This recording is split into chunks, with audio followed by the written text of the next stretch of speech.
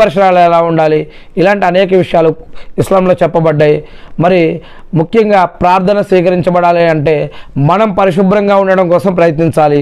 మరియు అలా ఉండి మనం ఆఫీసులో ఉన్న, కంపెనీలో ఉన్న, ప్రయాణంలో ఉన్న, ఇందాక చెప్పడం మర్చిపోయినా, ప్రయాణంలో ఉన్న వ్యక్తి యొక్క దువా కూడా అల్లాహ్ వద్ద స్వీకరించబడుతుంది అల్హమ్దులిల్లా. మరి మనం కంపెనీలో కానీ, ఒక రూమ్లో కానీ, ఒక హాల్లో కానీ, లేదా ఒక డార్మెంటరీలో కానీ, లేదా ప్రయాణంలో కానీ, రోడ్డు మీద కానీ, ఇంట్లో కానీ, బయట కానీ, అడవిలో కానీ, ఎక్కడ నీళ్ళల్లో కానీ, నీళ్ళ బయట కానీ, ఆకాశంలో కానీ, ఎక్కడున్నా సరే, మరి అది ఒంటరిగా ఉన్నా, కొన్ని లక్షల మధ్య ఉన్నా కూడా ప్రార్థన అనేది దేవుడి వద్ద ఖచ్చితంగా స్వీకరించబడుతుంది. ఎప్పుడైనా చేయవచ్చు, ఎక్కడైనా చేయవచ్చు. ఒక్క బాత్రూంలో తప్ప, మరి భార్యాభర్తలు కలిసి ఉన్న అటువంటి సమయంలో తప్ప ఎప్పుడైనా ఈ యొక్క ప్రార్థన అనేది చేయవచ్చు అన్నమాట. అదేవిధంగా పరిశుభ్రత అనేది చాలా ముఖ్యమని చెప్పుకోవడం జరిగింది.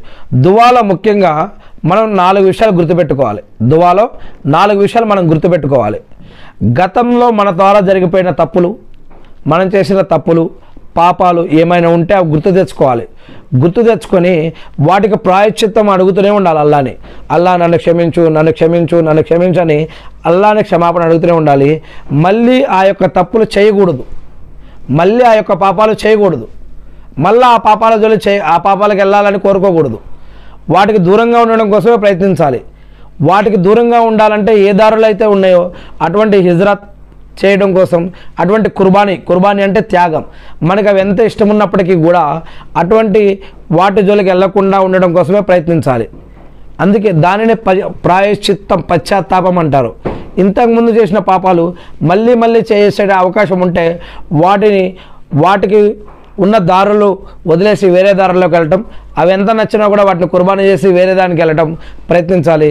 ఇది పశ్చాత్తాపంతో కూడుకున్న, క్షమాభిక్షతో కూడుకున్న వేడుకోలు అన్నమాట. ఇక ఈమాన్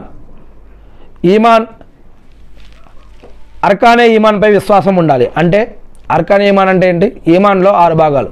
ఒకటి, అల్లా అనేవాడు ఉన్నాడు, ఆయన ఒకే ఒక్కడు, ఆయన 2 కాదు, ఆయన 3 కాదు, ఆయన లాంటిది కానీ ఆయన రూపం కానీ ఈ యొక్క ప్రపంచంలో ఏమీ లేదు.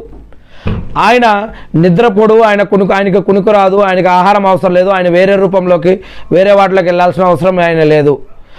మరియు ఆయన ఒకే ఒక్కడు, ఆయన అర్ష్ అనే పీఠం మీద ఉన్నాడు, 7వ ఆకాశం మీద.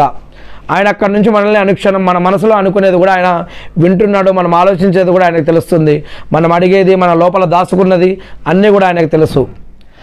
ఆ అల్లాహ్ సృష్టికర్త, సృష్టిని సృష్టించిన వాడు ఒకే ఒక్కడు. ఆ సృష్టికర్తని అరబ్బీ భాషలో మనం అల్లా అంటాం. ఆయన్ని గాడ్ అని, లాడ్ అని, దేవుడని, భగవంతుడు